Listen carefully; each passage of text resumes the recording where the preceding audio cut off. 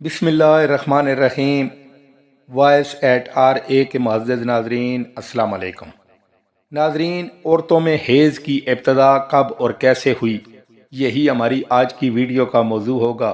Video में आगे बढ़ने से पहले अगर आप हमारे channel voice at R A पर नए हैं तो चैनल को सब्सक्राइब करें और बेल आइकन को प्रेस करें ताकि इसी तरह बिलखसूस इस्लामिक हिस्ट्री और बिलअमूम दुनिया भर की मुनफरद मालूमात पर मबनी वीडियो आप तक पहुँचती रहें।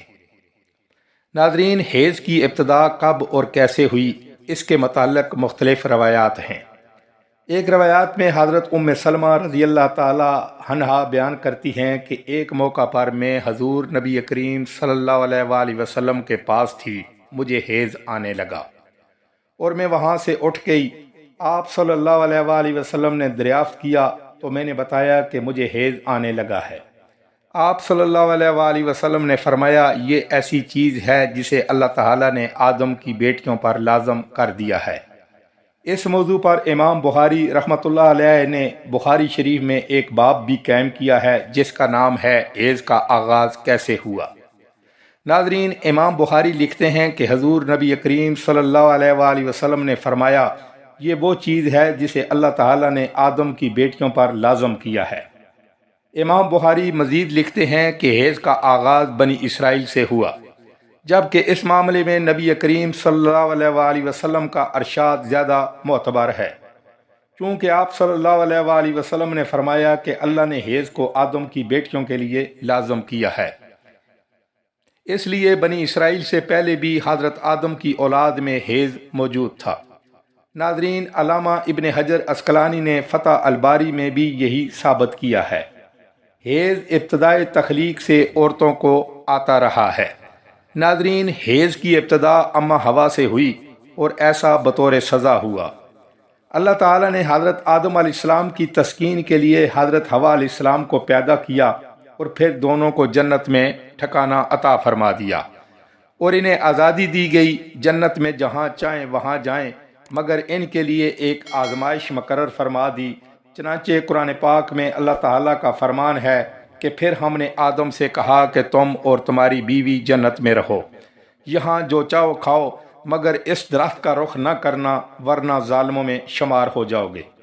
नाज़रीन, शैतान चूँकि इस वक्त जन्नत में नहीं था और वो जन्नत में दाखिल होने का सोचने लगा ताकि किसी तरह इन दोनों को भी जन्नत से निकलवा दे। नाज़रीन, तारीख़ तबरी में अल्लामा इब्न जुरैर तबरी ने हज़रत इब्न अब्बास रज़ी अल्लाह ताला अन्हु और दीगर चंद सहाबा इकराम के हवाले से इस आयत की तफसीर में बयान किया है कि जब इब्लीस पर लानत करके इसे जन्नत से निकाल दिया गया तो इसने दोबारा छुप कर जन्नत में दाखिल होने की कोशिश की और इसका इरादा था कि वह इन दोनों इंसानों के पास जाए और उन्हें बेला फिसला कर जन्नत से निकाल दे। बस इसने जब जन्नत में दाखिल होने की कोशिश की तो फरिश्तों ने इसे रोक लिया और वो एक सांप के पास गया जो इस वक्त 4 टांगों वाले जानवर की शक्ल में था और इसका कद ऊंट के बराबर था। नाज़रीन, इब्लीस ने सांप से कहा कि मुझे अपने मुंह में छुपा कर जन्नत में ले जाओ। सांप ने इसकी बात मान ली और यूं मुहाफ़िज़ फरिश्तों के पास से गुजर गया, मगर इन्हें खबर न हुई। मशीयत इलाही भी यही थी कि शैतान आदम और हवा तक पहुँचे। सांप ने शैतान के मुंह में बैठे बैठे हज़रत आदम से बात की, मगर आपने कोई तवज्जो न दी।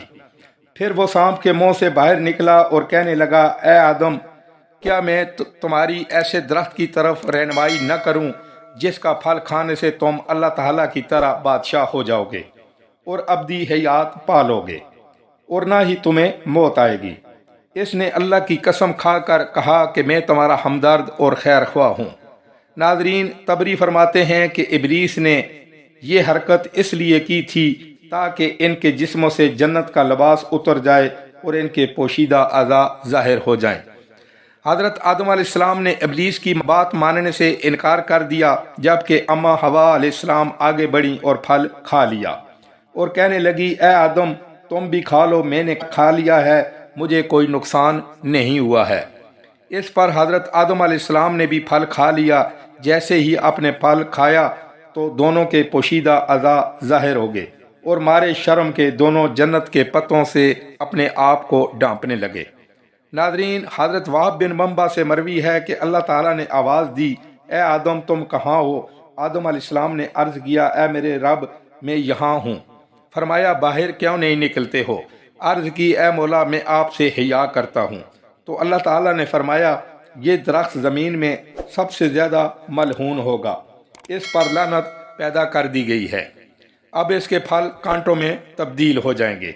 नाजरीन, फिर हुक्म हुआ, ए हवा तूने मेरे बंदे को धोखा दिया, लिहाजा हमल का ज़माना तुम्हारे लिए बतौर सज़ा मुकर्रर किया गया है। इसमें तुम बड़ी मशक्क़त और तकलीफ़ उठाओगी, और जब वज़ा हमल का वक्त होगा तो तुम बड़ी तकलीफ़ उठाओगी, और जब वज़ा हमल का वक्त होगा तो तुम दर्द की शिद्दत से अपने आप को मौत के दहाने पर पाओगी। और फिर सांप से फरमाया तुमने अपने पेट में इब्लीस को दाखिल किया, जिसकी वजह से वो मेरे बंदे को धोखा देने में कामयाब हो गया। तुझ पर भी लानत हो, तेरी टांगें तेरे पेट में दाखिल हो जाएंगी और तेरी खुराक मट्टी होगी।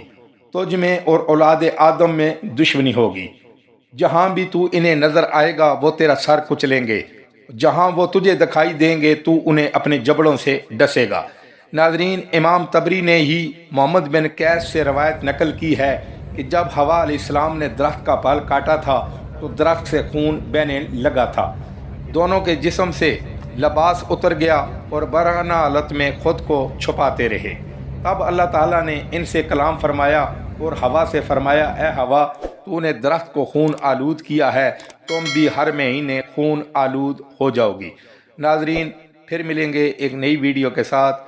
अल्लाह ताला आपका हामी और नासिर हो। अल्लाह हाफिज़।